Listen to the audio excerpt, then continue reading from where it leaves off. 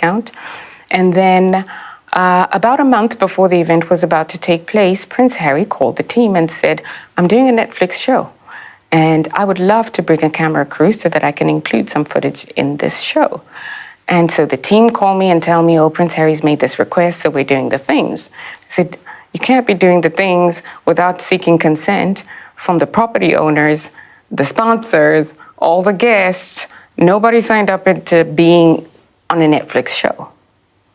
And so we have this discussion about the need to talk to everybody. We come up with draft agreements. And of course, the venue owner says this is now a commercial undertaking. So here are my terms. We couldn't afford it. So now we lost the venue. So we went to another venue, and we were lucky enough that through Prince Harry's connections, actually, and a friend of his, there was another family that was prepared to host.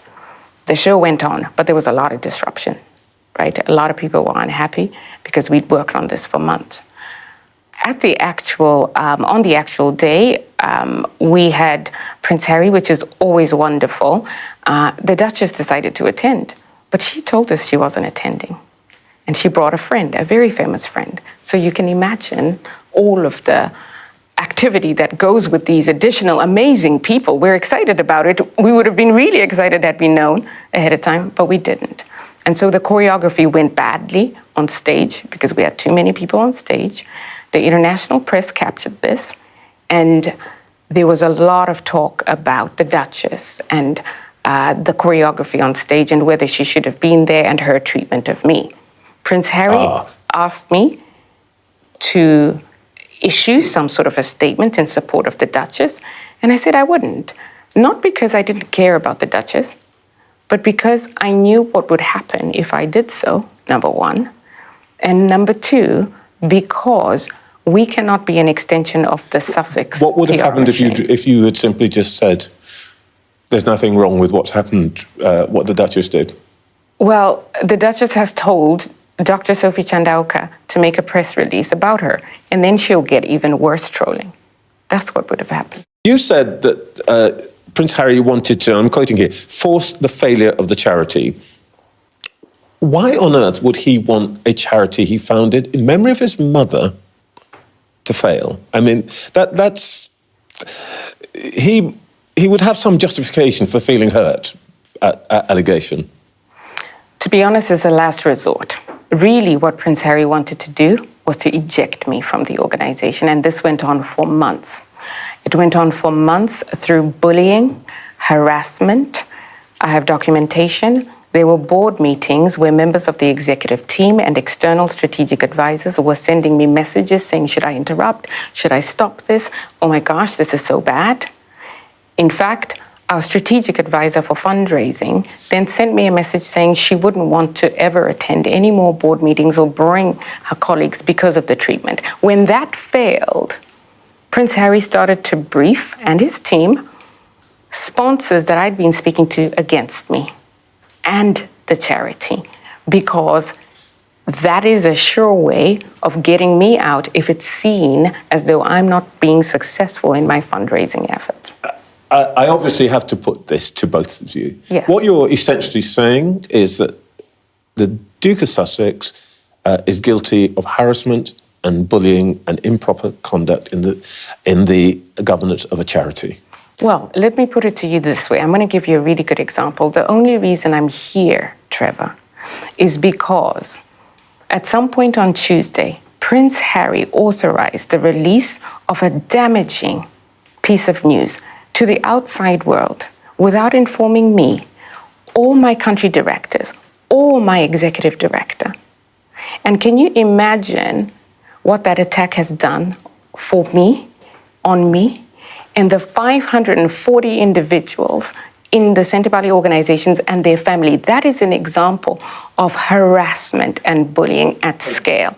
And so if the world didn't want to believe that there's such a thing as bullying, this unleashing of the Sussex machine on me and the 540 employees at Centre Valley who received this and have had to defend it. By the way, when you say the Sussex machine, what are you talking about? The PR machine that supports Prince Harry's efforts.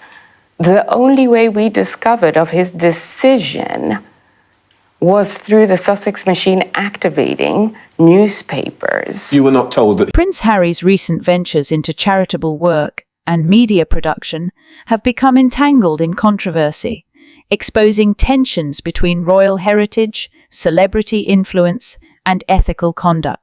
These developments have sparked intense debate about the balance between philanthropy, commercial interests, and public accountability, significantly overshadowing the Duke and Duchess of Sussex's intended positive impact.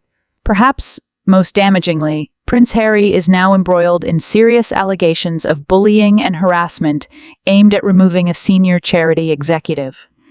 These accusations have ignited concerns over governance, transparency, and ethical leadership within the charity. Reports suggest a climate of fear and disillusionment among staff members, undermining the internal stability and credibility of the organization. Governance experts and commentators alike have voiced their apprehensions about the implications of these allegations, stressing the necessity for rigorous oversight and transparent practices within charities associated with high-profile figures. The controversy first arose when Prince Harry sought to film a segment for his Netflix series at a prominent charity event. Organizers quickly flagged major concerns regarding participant consent and significant unforeseen costs that would be incurred by filming.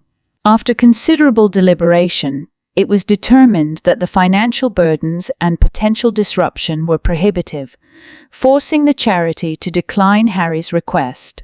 This incident illustrates a broader dilemma faced by modern royals attempting to leverage their public platforms for commercial ventures while preserving the authenticity and independence of their charitable causes. Adding fuel to the controversy, Meghan Markle made an unexpected appearance at the event, accompanied by a high-profile celebrity friend. This surprise attendance disrupted the carefully orchestrated event schedule, diverting attention away from the charity's mission and towards Meghan's presence and celebrity connections. The incident quickly spiraled into a significant media event, drawing intense criticism about the Duchess's role and perceived insensitivity to the event's intended purpose. Critics argued that Meghan's unexpected appearance, intentionally or otherwise, shifted the narrative from charitable work to celebrity spectacle, raising further concerns about the priorities and motivations behind their charitable effort. The cumulative effect of these controversies paints a troubling picture for Prince Harry and Meghan Markle's post-royal life and philanthropic aspirations. As they attempt to redefine their roles outside traditional royal parameters, the Sussexes face intense scrutiny from the public and media alike.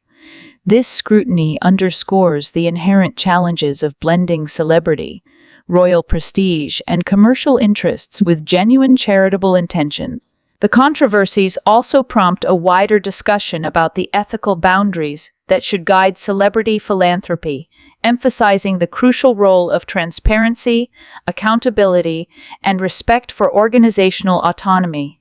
As public figures navigate this complex landscape, the intersection between royalty, celebrity, and charity will likely remain a source of ongoing debate. Observers and stakeholders will be watching closely to see whether Prince Harry and Meghan Markle can successfully recalibrate their approach, restoring trust and ensuring that their charitable efforts genuinely serve the public good rather than personal or commercial interests. Thanks for watching.